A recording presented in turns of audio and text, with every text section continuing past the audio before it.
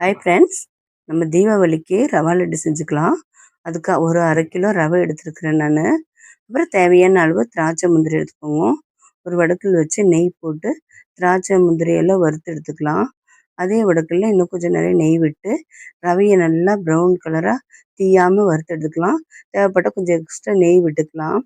எல்லாம் வறுத்து எடுத்த பின்னாடி ஒரு பாத்திரத்தில் அந்த வறுத்த ரவையை கொட்டி 1க்கு பாதியமாக சர்க்கரை போட்டு திராட்சை முந்திரியெல்லாம் அதிலே போட்டு ஏலக்காய் பொடி போட்டு நல்லா கலந்து விட்டுக்கலாம்.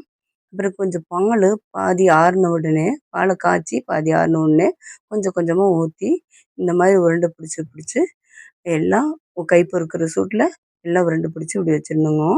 கொஞ்சம் கொஞ்சமாக பால் ஊற்றி இது பண்ணிடணும். அப்புறம் இப்போ ரவா லட்டு ரெடி. ஈஸியான முறையில் இப்படி நீங்கள் ரவா லட்டு செஞ்சு பாருங்க. சூப்பராக சுவையாக இருக்கும். பாய்.